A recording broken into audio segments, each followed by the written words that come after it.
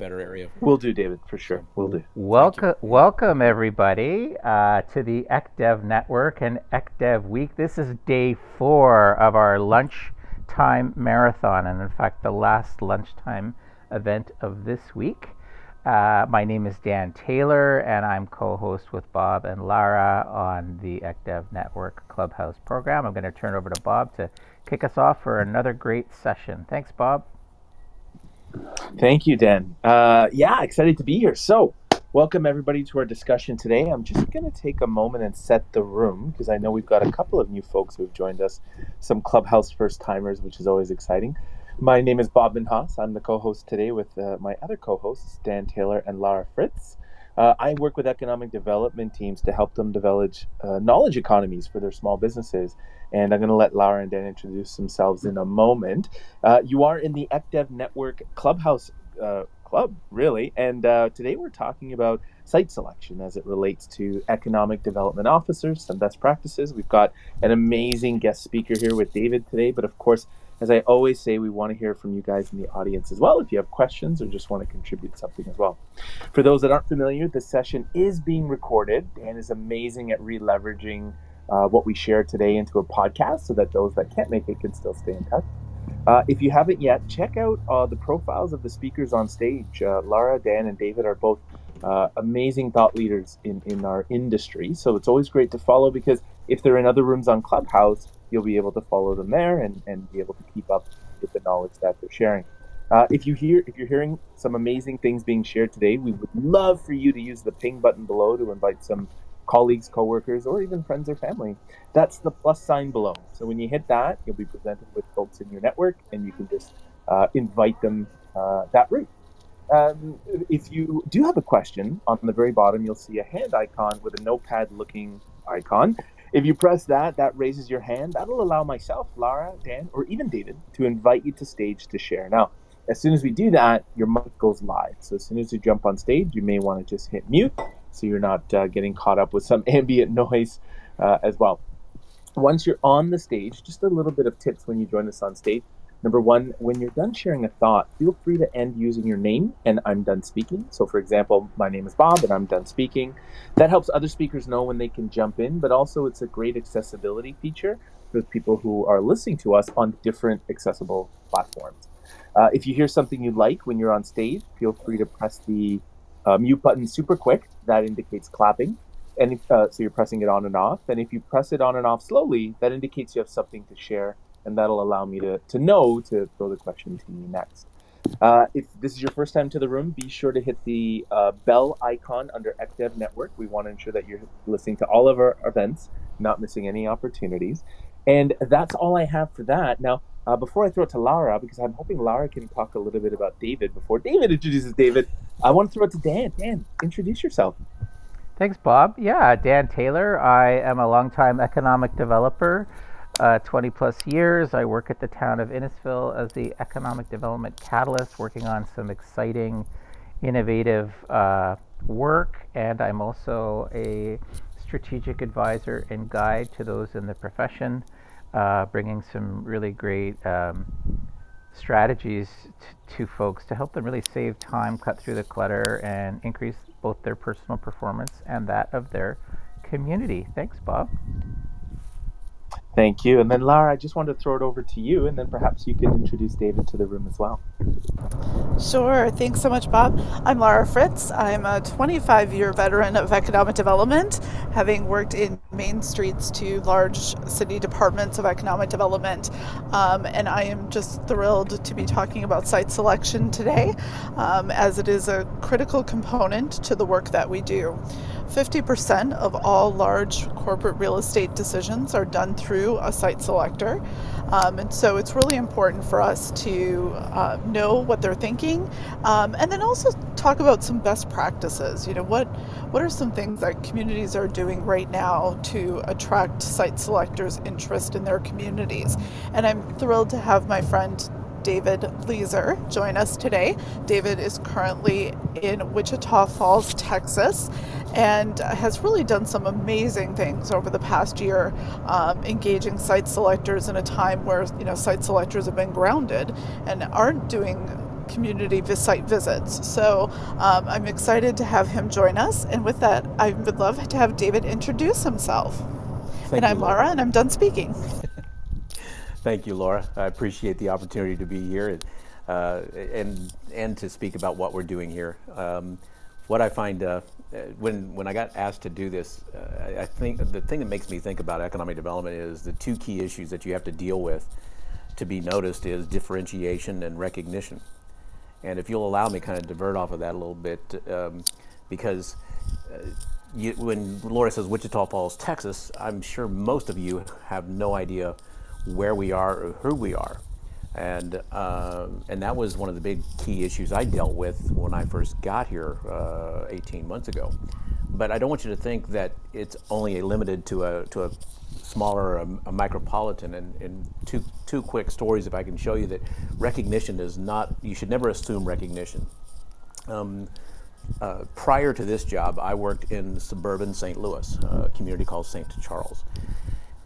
And I remember getting a phone call from a local TV station saying, hey, we hear that you have a new Dollar General into your town, and we'd like to do a news story on it. Now, I got to admit, nothing against Dollar General, but I'm going, it must be a really slow news day if they want to do a story on Dollar General. But I said, sure. And so they said, we'll see you in 10 minutes. I went down to the lobby. They didn't show up. I go back up to my office. They didn't, I get a phone call, we're ready. I go down to the lobby of City Hall. They didn't show up. And we did this tag. And I finally, the reporter says, well, I'm standing in the lobby right in front of your logo. And I go, I'm here too. I don't see it. She says, I'm right here in front of St. Charles, Minnesota. And it was a local TV news reporter out of St. Paul, Minneapolis that called me up. And if a local TV news reporter couldn't recognize that we are Missouri and Minnesota, that created a problem for me. And the other quick story is there was a group that did a study in St. Louis and talked to site consultants and I take it back, talked to CEOs about St. Louis. And they showed them the 48 continental states. And they asked them to pinpoint St. Louis on the map. And it was funny because we don't expect them to know exactly where St. Louis is at, but you would think they would know Missouri. And they had everything from close to Washington, D.C. to Albuquerque, New Mexico, close to Denver, Georgia, all that. So never assume your recognition. Never assume your location. So with that being said, when I first got here, we always say the biggest issue we ran into first and foremost is you say Wichita Falls and they think we're that town in Kansas. So I immediately went out and started meeting with site consultants because I think it's important to get that name recognition and that brand with them. So I was meeting with site consultants in Chicago and Dallas, and it's funny, even I'm 2 hours north of Dallas, and I should have said that. Wichita Falls is a town of 100,000. We're 2 hours north of Dallas, 2 hours south of Oklahoma City on I-44, just 20 minutes from the Oklahoma border. We're not in the Panhandle, but we're close to it. So I started really getting our face out there. Well, COVID hit, which meant no travel, no face-to-face. And I still had to get the brand out there. I still had to push the brand. So I'm trying to figure out what's the best way to do this. And talking to some of my friends, and I always say, Ben Franklin used a statement that originality is the art of concealing your sources. They said, well, we were doing some Zoom meetings. I said, great. So I started doing Zoom meetings. But what I recognized is, while it helped me with them, I still needed to push the brand of Wichita Falls. So I first started in March, and we met with Dee Caldwell and her group, and it was a really good meeting. And also the one thing that we did was we made sure that we had Team Texas on on this call, and we had representatives from the Texas Office of Economic Development, because it showed it was more than just us, that we were part of a greater team. And what I realized was just talking to these site consultants wasn't enough. And so we started posting it on social media, LinkedIn, Twitter, all of that. And we tagged our site consultants and we tagged their groups, their names. And what we found was they were happy to take that social media post and reshare it with everybody. And it goes to this concept of what I call assumptive marketing. Because when you see Wichita Falls Chamber of Commerce associated with some key site consultants, that gives you an air of credibility. It gives you, people think that you know what you're dealing with and what you're doing. And so it promoted Wichita Falls. And I want to make sure you understand, this is not promotion of David Leeser. This is promotion of Wichita Falls. And one thing led to another, and it allowed me to, whenever I would call a site consultant to say, hey, can we do a Zoom meeting? They would immediately, for the most part, if they had time, would say yes, because they saw what we were doing. They knew that we were not some fly-by-night organization. We were willing to promote and push them. And so from then to now, we've done well over 50 Zoom meetings with site consultants. And the key to all that, I would tell you, is a few things. Number one, be short. You tell them we'll meet for an hour, and make it only an hour. Make it about them. If you ever read the Rick Warren book, The Purpose-Driven Life, the first line of the book is, it's not about you. You make it about them. What do they want? What do they want to talk about? What do they want to see? What interests them? The other thing I would tell you that you make sure your partners know, and you give them some advanced information about yourself. You follow up with them. And all of that worked to the point where I'm blessed to say that I actually got 2 projects out of these where the site consultant specifically contacted us because of these meetings. And in our business, relationships are important. I value my relationships with them, but I value my relationships with my allies, like Laura. Because when Laura sees this, and if she shares that helps us out.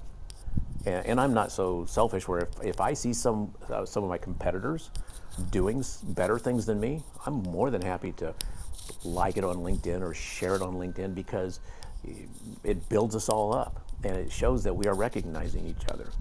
I've probably talked excessively longer, so I'll say this. I will end it here and answer any questions or follow up with anything else. Oh, that's perfect. You've given us a lot, and there's a bunch of stuff that I know I want to unpack, and I know Bob and Dan, you probably have some questions already that you want to team off of. But, I think there was a lot of good stuff here. I want to talk about partnering. I would love to talk a little bit more about how you've been guerrilla marketing using social media. But, Bob, I'm going to hand it back to you. Thank you, Lara. Yeah, you know what? Some amazing insights for me. I'm obviously not as experienced as my co-hosts, but I never thought about site selection as it relates to branding. I really focused on the more logical part of it.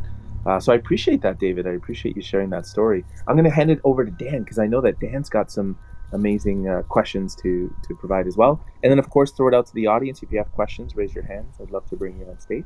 Dan, did you want to share?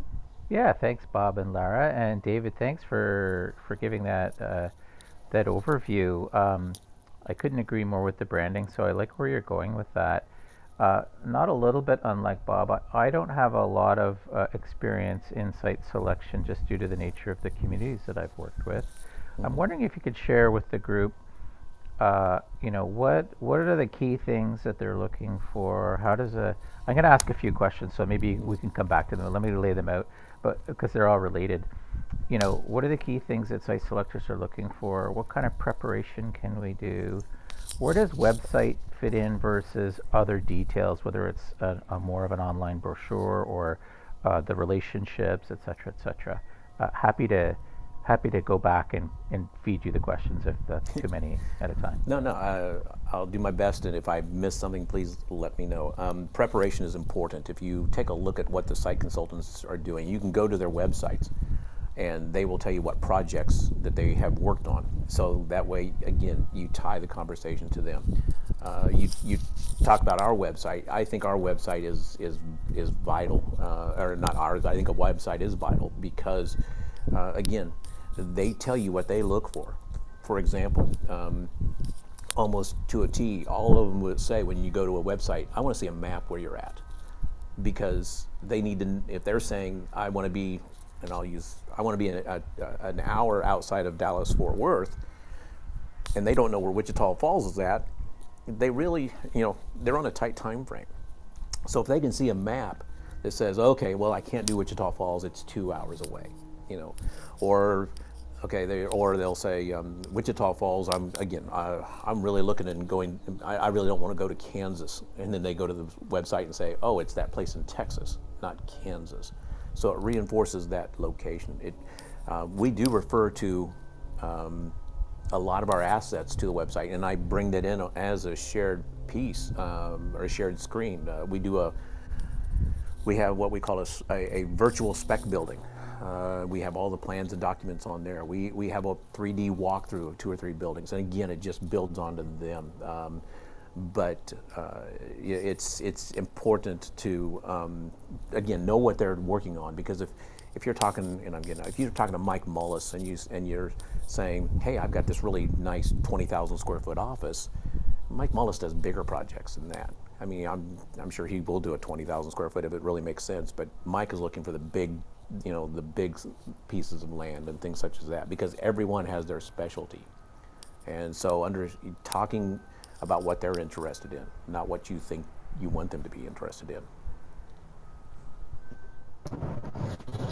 Yeah, that's so important. And I think that's just really good business development as a whole. And it looks like Jimmy wants to join us, so I'm going to add Jimmy.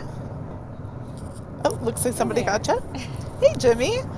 Jimmy is almost a neighbor to you, David. Yes, I know Jimmy. Yes. I've been following her recently Fabulous. I've been following her recently on LinkedIn. I'll say follow, because otherwise people think I'm a stalker. Oh, thank you. I'm curious how you and Laura know each other. Laura, do you want to, or you want me to go with it? Oh, that's always the best start to a story. Say it, or should I? No, go ahead. Okay. Laura's been, like I said, I always tell people, I've been in the economic development for 40 years, but most people look at me and they think it's been 60.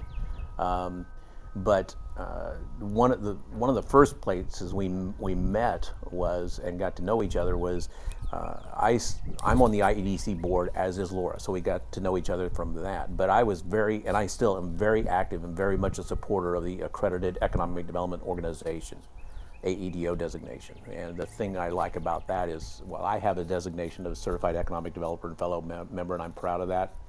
I'm a huge organization guy, and AEDO tells you your organization is a top of one of the best of the best. Long story short, I was a reviewer of the AEDO application that Laura did in Salt Lake City. She passed with flying colors. We sat down and we just started having a conversation. And our professional points of view really kicked in. I was born and raised in the Midwest. Laura, if you don't know, she's an avid Packers fan. Cheesehead all the way. So we kind of talk about Midwest, but we also served on the AEDO board together. Laura, if I've missed anything, let me know. So I'll stop here. That is so interesting.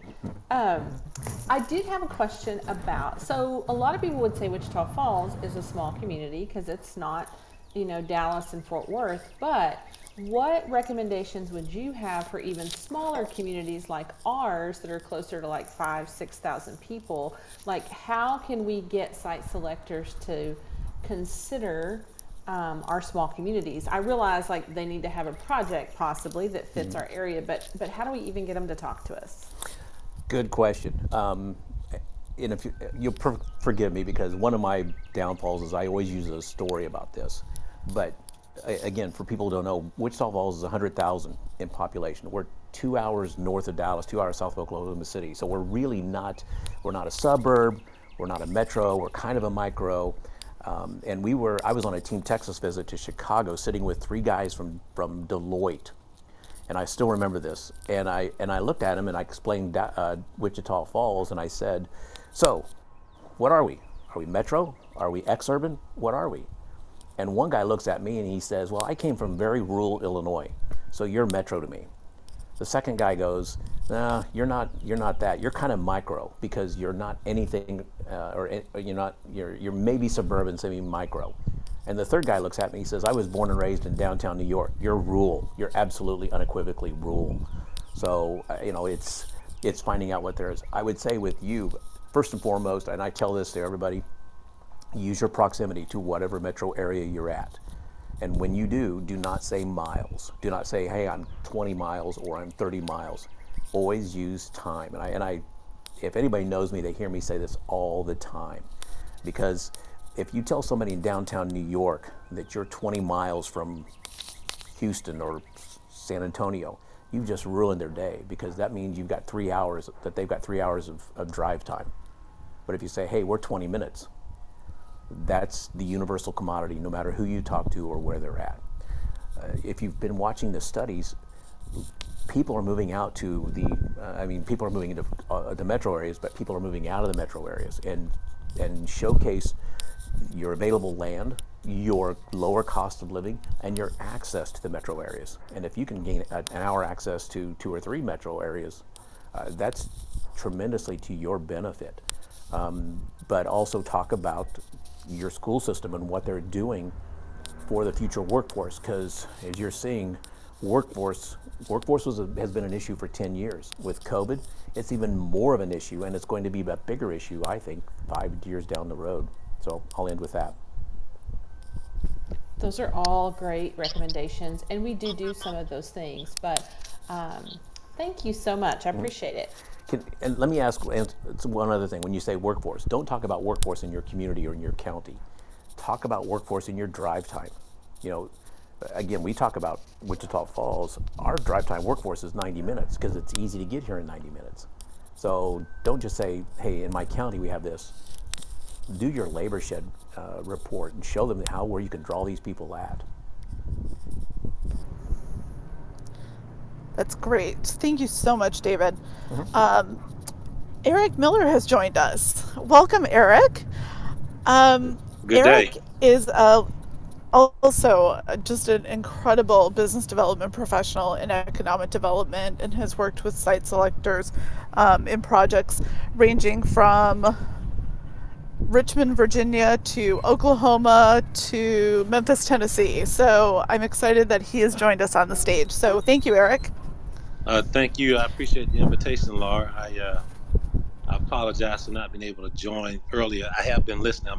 Actually at a doctor's appointment and have had my headset in so I could listen and follow, but I couldn't really talk. So no, this is great, and looking forward to make whatever contribution I can to the conversation.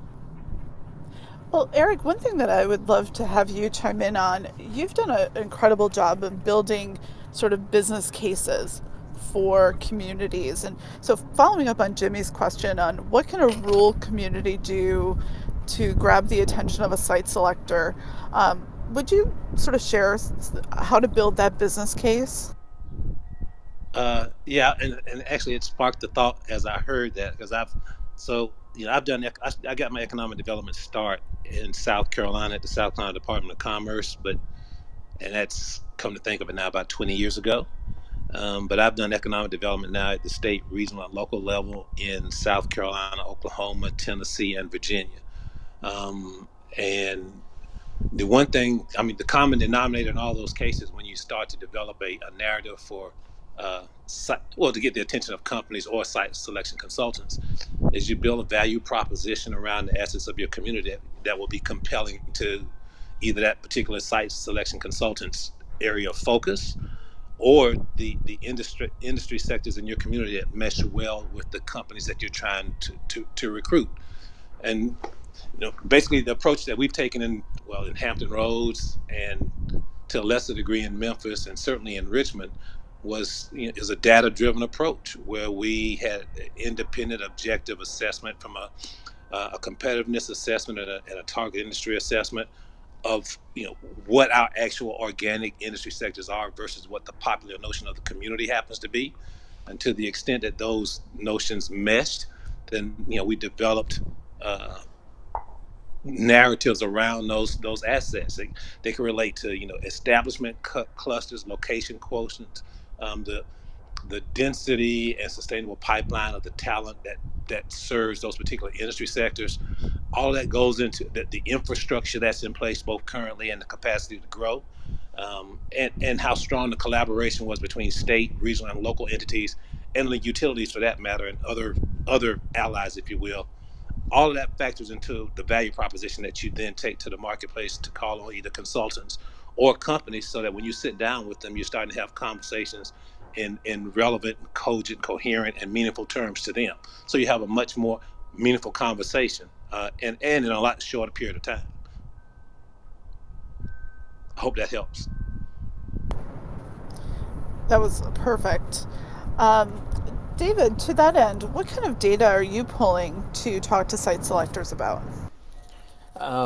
Thanks. Yes, and Eric, that was great. That was very insightful. First and foremost, again, we're looking at your typical demographic stuff: age of population, the education levels, the skill levels. We're using a lot of databases that we subscribe to demonstrate. Again, the skill levels ranging from the vocational to the professional level. That's important. The other thing we look at is we are showing a lot of our cost analysis. Because I'm part of a chamber, we do the study of our cost of living here, and we do that on a quarterly basis. So it's the concept of the availability of labor, the cost of labor, but importantly also we show the data on, like with our public school system, we have what is called the Career Education Center, which is a state-of-the-art vocational center that is teaching everything from CAD/CAM to welding and all that. So it shows the pipeline of the talent that we can get to these people. That's really what we're looking at. And Laura, if I could interject one point here, Absolutely. particularly as it relates to the issue that Jimmy raised. I was once director of economic development for a city called Muskogee, Oklahoma, which is approximately 30 minutes northwest of Tulsa, Oklahoma. And it was a community that had not seen any new investment attraction in over 10 years. Most of it had been, as it typically is, expansion or growth through the existing industry base. Um, but it was also a community that, just the nature of the community, it was fiercely independent, and so it rebuffed any overtures from Tulsa to be considered a part of that region, which, I mean, just makes absolutely no sense in my mind at all.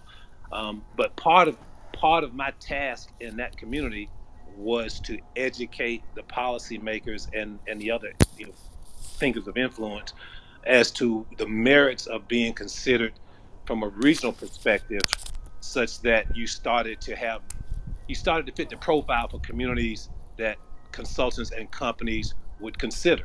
Standing alone at a county of 70,000, city of half that, we were never going to show up on any sort of search. But once we became a part of the Tulsa region, obviously the metrics changed, and we started to see opportunities just based on the fact that we could now start to check the boxes on the sort of metrics that consultants and companies use to evaluate the quality and quantity of a community. So to David's point, to the extent that you can, I would latch hold to whatever metric, whatever metro areas exponentially increase your profile as possible, and define yourself in ways that are favorable to that, and let the consultants eliminate you on whatever basis they want to. Don't preemptively do that to yourself. That's great. Bob, do you want to reset the room? It's Yeah, perfect 12:30. timing. I was just about to jump in. Thank you, Lara. Wonderful, wonderful shares from David and Eric. Thank you both for being here. We had some folks jumped in, uh, folks jump in to the room. So I just want to sort of reset and make sure everyone's on the same page. My name is Bob Minhas. My co-hosts today are Dan Taylor and Lara Fritz. We have some amazing speakers sharing some amazing knowledge around the concept of site selection as it relates to economic development. So, if this is your first time here, just be aware that this session is being recorded. Dan is amazing at re-leveraging what we share today into a podcast for those who miss it. If you haven't yet, again, some amazing thoughts being shared from Eric and David. Be sure to follow the speakers and understand, follow the speakers, because they'll be sharing in other clubhouse rooms as well. And you want to make sure that you can sort of keep pace with what they're sharing. If you have a question, feel free to use the hand icon with notepad icon on the bottom of the screen there. That indicates you have a question. I can press it, or can Lara and sorry. Wow, I'm really tongue-tied today. That's such great information. The hand over notepad icon, if you press it, that indicates you have a question. Lara, myself, or Dan can bring you on stage to ask that question. Keep in mind, once you jump on stage, your mic is open, so you want to hit mute as soon as you land. And if you hear something you really love on stage, feel free to use the mute button and alternate it as ours doing right now quickly to indicate clapping hands. And if you have something you want to share, feel free to alternate mute on and off slowly, which lets us know you're bringing on stage. My apologies, Laura. I got a little tripped up there. I don't know. I think it's not outside, but No, it was perfect. let me bring it back to you. So, gentlemen, Jay Gardner has coined a phrase, no product, no project. And Jay is actually going to be joining us on Clubhouse June 30th. But talk to me a little bit about why product is so important and how do you position the product of your community to the site selection community? Eric, I'll let you go first. I've talked too much already, I think. You're on mute, Eric. Oh, Oh, it could be that he had to step Okay, away for a okay, minute. sorry, So, all right, no David, problem. Yeah, I'm going to have not you. a problem. Again, I always, when it comes to my, this is just my opinion, product is relatable on who you're dealing with, because it's so variable. But Jay's absolutely right. No product, no project. But the thing I would also explain to that, because a lot of times, and Laura will talk about this, I'm sure Eric will say the same thing. A lot of times, your product is not what people see, and I say that because you have available buildings, which is great if you have an available building. And a lot of times, these people will say, "We're only going to come in here if you have an available building." But when they see the available building, it doesn't really fit their needs because they want the dock doors on the north side, not the south side, or they want 36-foot sidewalls and not 30-foot sidewalls, or they need a 5-ton crane. So eventually they come to the position that it's just cheaper for me to build on ground. So if you don't have a developable site, if you don't have ground with all the infrastructure in it that's ready to go, or at least close to it, and if you don't have a plan to get that in place, that's absolutely right. You can't say not yet. We hope to, and I will. And I'm going to tell you, Wichita Falls is a great example of that. We've gotten more site visits in the past year and a half than we ever had. And we finished number 2 on a project recently. Now we have a business park. It's got 400 acres in it. But the area that this company wanted to go, we did not have the infrastructure to it. It was close, but wasn't close enough. Now that wasn't the only reason they walked away from us, but that was a huge reason why, because they were concerned about us constructing all the infrastructure to that site and then building a new building was going to interfere, and they had to be up and running by a certain time. So you can't wish yourself into doing this. You got to make sure you have a product. One other quick thing, if I may say,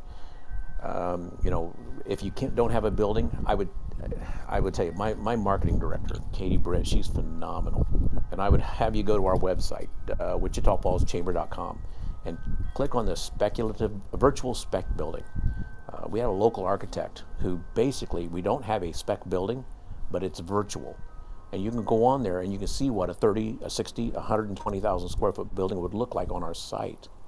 And you can look at the cost to things and the timetable to construct that. So that's another way to promote your product. If you can, if you can't build a building, or if you don't think you can, or you can't get it through, go through that, because again, it differentiates you. It gets you attention. I've never had my virtual spec building sell yet, but I've got a lot of people interested in us because they see how we are doing things in a unique manner to get their attention. And I believe Eric is back. Yes, I'm back. I'm sorry, I had to step away. No No, quite problem. all right. Did you catch the question?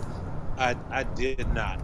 Okay, so the question that I had posed had to do with Jay Gardner's quote, which is no product, no project. And so, how do you position your product to the site selection community?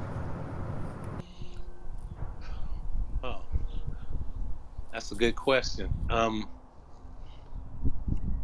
And when I think about that question, the first and foremost in my mind is, the business we're in is a relationship business. So I'm always thinking, okay, how can I manage this situation such that um, I never compromise my relationship, certainly with the company, but also with the site selection consultants. And so that means being very forthright and candid about, the opportunities you have to present when they come to you with a project. So if you let's say if you have a site that meets, the spatial parameters of the project, so they're looking for a 40-acre site. Okay, well, you got 40 acres.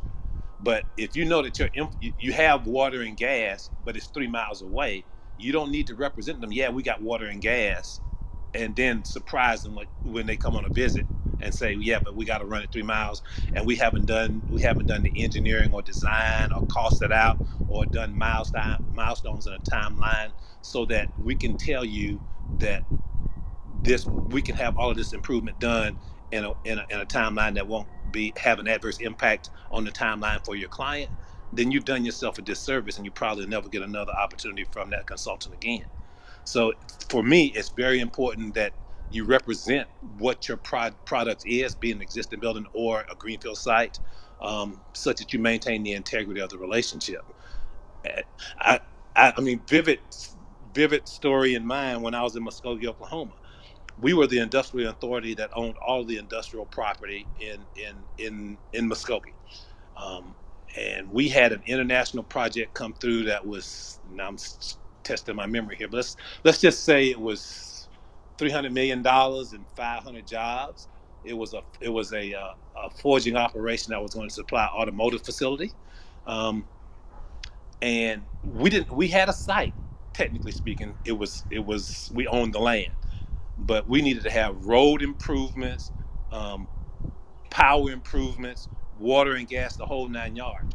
Long story short, by the time and none of this had been done prior to, none of this analysis had been done prior to this project. So by the time that company came, we had taken an engineering firm. We'd done geotech for soil samples on the site. We had designed, engineered, and costed out the utility improvements, water, sewer, gas, road improvements, and power, such that when the company got there, we could show them, number one, that we'd done all the work to schedule it out, what it was going to cost, how we were going to pay for it, and when we could have it done, and it was consistent with their timeline for the company being in operation. So I guess in summary, I say, number one, you need to be forthright about what you're representing in terms of product, and number two, if it has some challenges, anticipate those challenges to the extent that you can, have solutions to those challenges, and present those as well. Perfect. Um, Dan and Bob, anything that you have questions about? I'm doing okay. I'm a little bit out of because I don't have to do. Yeah, I guess my question, Dan? my question is, and you gentlemen have been talking about it, but like, is there not a secret sauce to winning, but I'm hearing brand awareness, relationships, a certain amount of product readiness. David, I think I heard you talk about having 2 deals either go through or in the works. How do you get from I'm going to call it discussion engagement to closing a deal? I don't know if there's any tricks to that, if it's as simple as just having the right product at the right time and being there, but would love any insight. That would be great. Thank you. First of all, don't stop, because I always use the analogy of people who get into the Hall of Fame in baseball. The best hitters hit 30%, which means they fail 70% of the time. So if you can get into the Hall of Fame hitting 30%, that tells you got to keep pushing. I think one of the things that Eric said, there is no secret sauce, but you got to be honest. If a site consultant says, "Hey, I need an existing building that's 100,000 square feet," and you're honest and say, "Oh, I can't do that. I can only do a 40,000 or whatever," you may get kicked out of that project, but at least they will come back and say, "What about this and what about this project?" Because if you walk in there, as Eric kind of alluded to, and say, "Oh yeah, 100,000 square feet, we got it," and they come and visit it, and you got 40,000 and you say, but we can expand it to 60,000, you've just marked yourself, and they will always remember when you lie to them. And the chances of overcoming that, and not only that, but site consultants are just like economic developers. We talk to each other. And so they'll say, hey, I was in this community and this community really helped me out in doing this. Or they'll say, oh man, this economic developer over there, they just flat out lied. And that is hard to overcome. And they do it. I've been at, lunches and breakfasts with them where, holy cow, they will spill the tea on who is not doing their job well. So Yeah. definitely be honest and open. Yeah, yeah, but and Laura's right. They will talk about the good stuff too. They will be more than happy to. But I would tell you, number one, know what their sweet spot is. Know what they're really looking for. Because some of them specialize in office, some specialize in industrial, some do small industrial, large industrial, some do all over the board. But again, try to understand what excites them, what interests them. And I would just say, just keep hammering. Yeah, I always say, I use this term, pattern of awareness. You're going to see me on LinkedIn. You're going to see me on an electronic newsletter. You're somehow, some way, I'm going to touch you every day, every week, whether it's an email or a newsletter or LinkedIn or something. But I don't want to be annoying, but I'm just always there. So you see Wichita Falls. And if I could add, I mean, I think for me, I know for me, my overarching philosophy is be solution oriented in your approach, such that even if you ultimately don't win the project, the consultant and the company for that matter comes away feeling as though they did all they could do and they were good partners in this. And for every objection, they treat it as an opportunity to win our trust and and win this project for their community, such that, as David said, um, consultants will be eager to seek you out should they have another opportunity in your region. Yeah. That's what I've always tried to do. Just be solution oriented in my approach. Understanding that when consultants come to you at the point that they engage you, they're probably still in the process of addition by subtraction, meaning they're looking to eliminate and rather than include. And so, to the extent that you solve objections that they raise, you keep yourself in the game. Because initially they're looking for reasons to exclude, not include. So, I think, just always be solution oriented in your approach has always worked for me. yeah, and I think Eric's dead on that. And one of the things when he said that made me think is not only have your relationship externally, but make sure you have a great internal team with your city and your public works and your community development. Because again, with my site visits, I want my experts there. I always include my public works director and our community development director there. Because what's really cool about Wichita Falls, and I love using this story, is people will come in and they'll say, well, I'll need a permit for this, I'll need a permit for that, I'll need a permit for that. And I could research it and give it to them, but they're going to look at me as a salesman. But when they're standing there and my community development director looks them straight in the eye and says, I issue the permits and I can get you that permit in 5 days. And he says that, and he does that. The reaction I get from the site consultants and the reaction I get from the businesses, they're going, holy smokes, 5 days. Yeah. Yeah. And remember that it's never you in a vacuum. You're always being compared to somewhere else. Okay, it's never you in a vacuum. In your mind, it's you in a vacuum. But just remember, the consultant in the company is always benchmarking you versus the competition. So, Absolutely. And it's okay to say, I don't know, Absolutely. and go get the answer, but don't wing it. yeah, yeah. It's the worst thing Do you it. can do. Don't do it. Yeah. Well, Don't do it. I mean, again, you're managing expectations, and you only get one time to settle. Absolutely. Jimmy, I thought I saw your mic come off. Did you have a question? I did earlier. I don't remember exactly what it was, but I was curious, David, on your data. So, like you mentioned that you subscribe to certain data sources. I would love to know, like, which ones you find the most valuable. God, I hope I don't. I don't know if I'm allowed to give a commercial or not, but Chimera has some of the best economic statistics that you can find. It's really good information. And That's what the it, Jobs EQ? Yep, sorry, yes, Jobs Yeah. EQ, yes.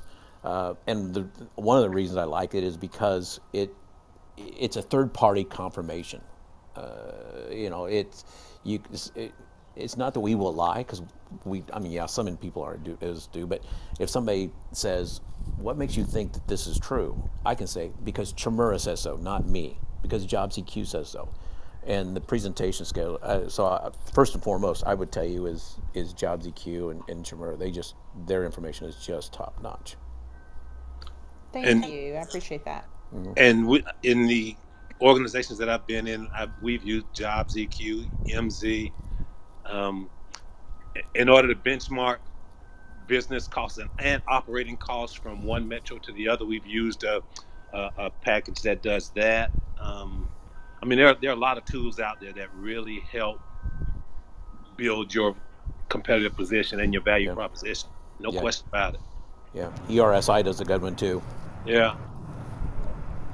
And a lot of these tools now also have ways to integrate them into your websites, so that you have the tool right there for when the site selector goes to your website. Because often they're going to your website long before they call you.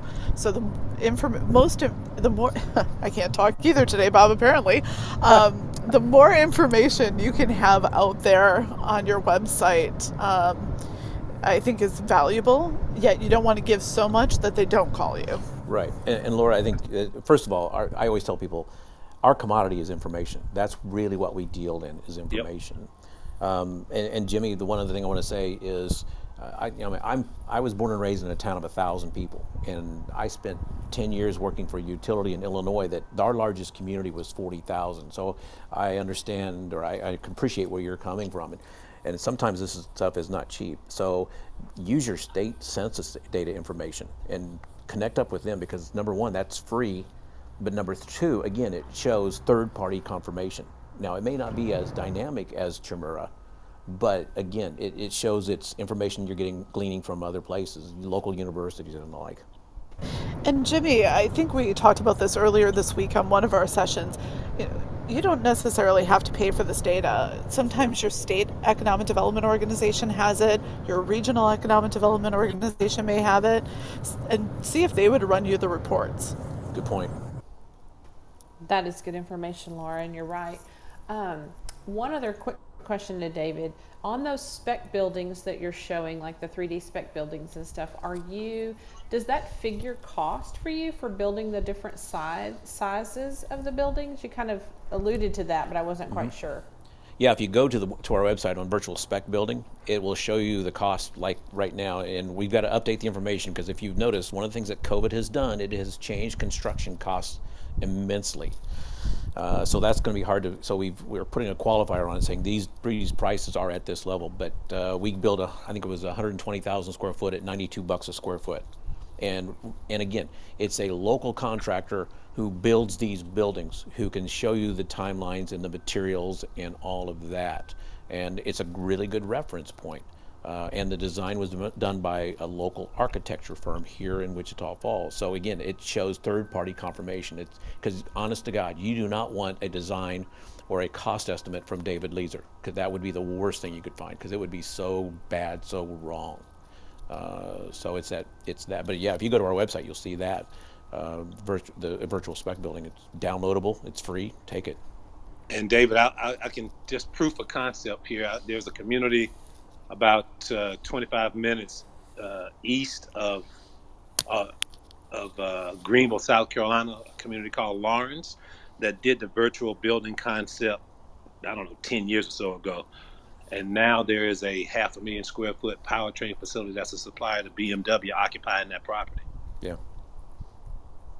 Absolutely. Yeah.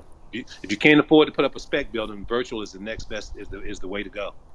And just for the record, virtual for us, that virtual spec building cost us about 30 grand. Yeah. Yeah. So, gentlemen, today we were supposed to have Chris Lloyd join us. Unfortunately, he had a scheduling conflict. He will be coming on June 2nd to talk. But one thing if you follow Chris Lloyd, who's a really well-known site selector on Twitter or Facebook, he talks a lot about incentives. And so, guys, let's have that conversation. How important are incentives in getting a deal done? I think after this is Eric, by the way. They're important. Well, they are and they aren't, and I'm conflicted by that because number one, I'm leery of projects that lead with how much incentive can you get me? That's a red flag in my mind because they haven't really spoken to all the fundamentals that really speak to the project's ability to sustain itself in the community. So that makes me leery of projects that lead that way. Beyond that, they are necessary evil. They're a necessary element. I don't want to characterize them as evil, but they're a necessary element to the way economic development is currently practiced. And they are definitely a part of the matrix by which consultants and companies evaluate communities. But for me, it should be more of all things being equal. This could be a line of demarcation more so than anything else. I agree with Eric. It's incentives are important, but incentives cannot back you into a project that you have no business being into. Yeah. In terms of, hey, the site consultant says I need 500 acres and it's rail served, and you are 5 miles from a rail service and you've got 20 acres. You can throw them all the incentives you want. You've got no chance of getting that project at Yeah. all. So but it is important. It is a differentiator. It's the icing on the cake, and it's But it's with the site consultants. First and foremost, what they're going to look at is labor force, labor Labor. shed. Yeah. Yep. Now, if you can do incentives to help attract labor, great. But again, if they say we need, you know, 3,000 employees, or if you're going to be the Tesla plant facility that's going down to Austin, I'd love to have had Tesla here, but I don't have enough labor draw, and I don't care how much incentive I give them. But if you can do some incentives to help them find labor, great. Well, So, yeah. I'm sorry, No, go Laura. ahead, Eric. It really, the question really is what kind of incentives and what's the purpose? It's um, Agreed. yeah. I mean, what's the benefit to this? So if it's an incentive that will help develop a sustainable pipeline and training for the type of skill sets that this company is going to need, that's going to be very important. David raised a good point. If it's simply an incentive that's going to help pay down the cost of the land, even though the land is 5 miles away from the infrastructure that makes the land really valuable to the project, not so much. Right. And I truly believe that time is money, and the best incentive a local economic development organization could give is getting their permits done in a timely manner. Bob, I'm going to throw it back to you. Thank you, Laura. Eric and David, those are some amazing, amazing insights. I want to bring in Dan into this part of the conversation, and then I saw Jimmy's mic come open, so I think there's a question after. But Dan, if you can we talk about how incentives also work on the Canadian side? Because I know we have some Canadian economic development officers, and in the U.S. and Canada, there may be some differences through the municipal act. Yeah, thanks, Bob. Actually, I'm really glad to hear David and Eric's take on incentives. In Canada, we see the U.S. as quite aggressive on incentives, and therefore, my perception, I think, as many is that they love them. I'm hearing maybe they don't love them, and it's a necessity that's there. So I feel like we're kindred spirits that way.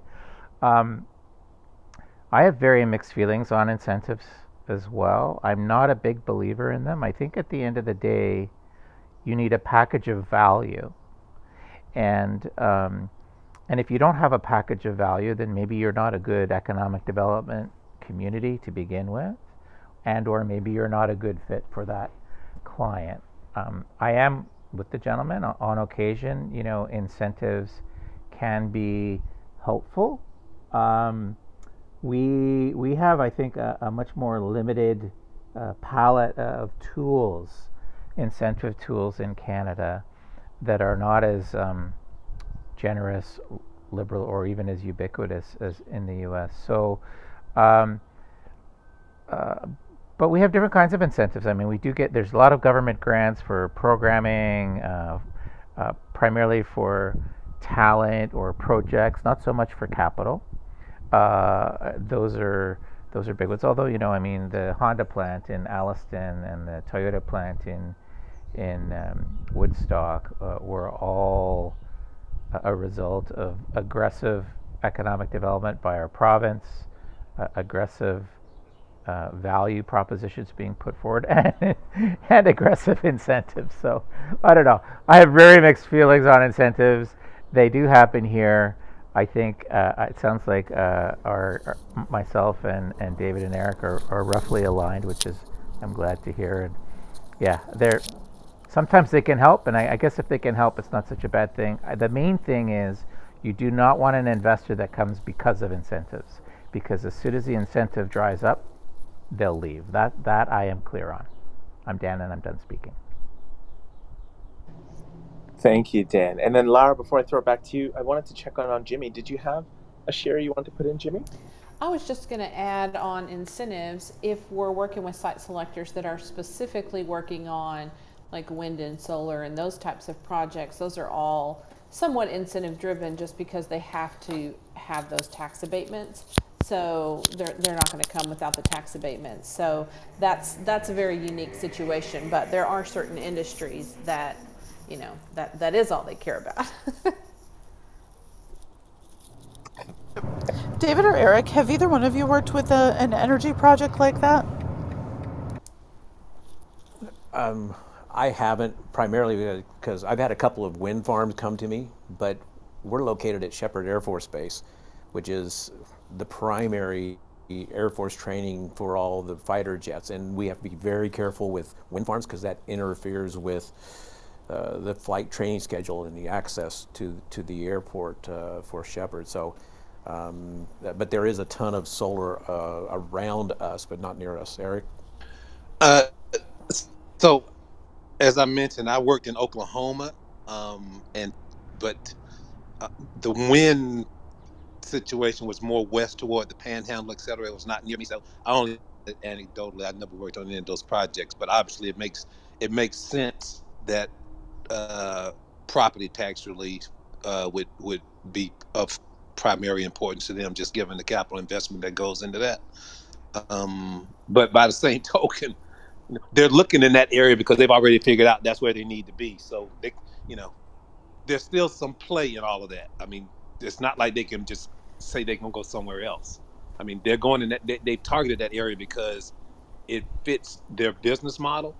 Um, so they can be sticklers on the incentives, but there's some wiggle room in there.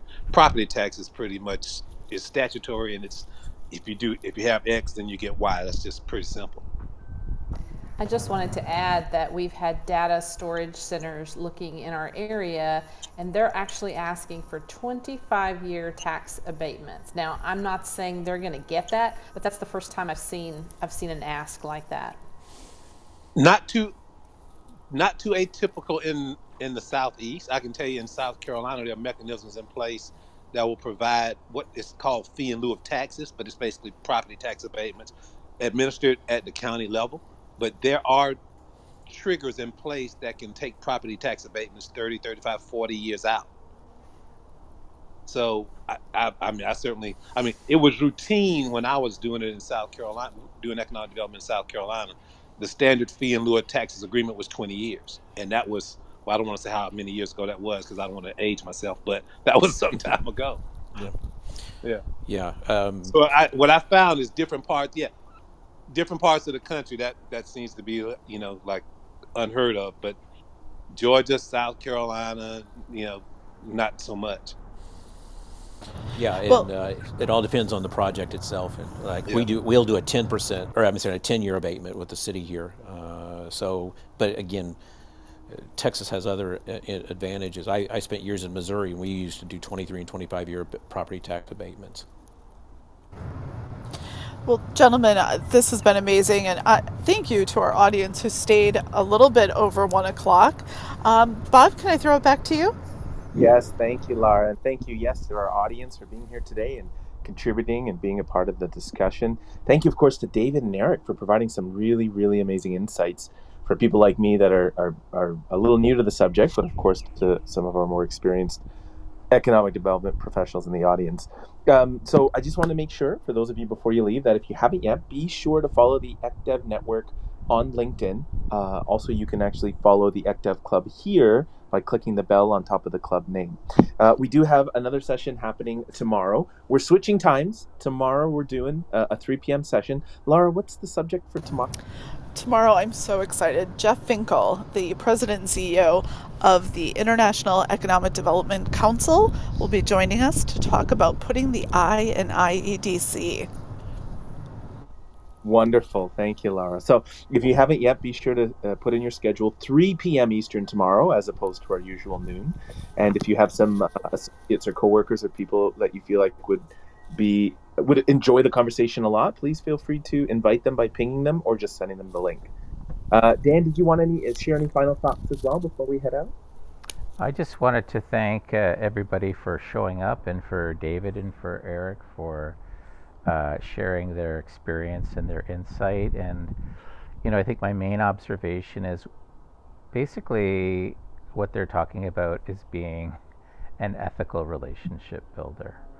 There's definitely some deeper specifics when it comes to site selection, and so it's just nice to know that we work in a profession where, at the end of the day, if you're going to be successful and if you're going to build long-term relationships to help build your community, that we are an honorable profession that I believe gets rewarded accordingly.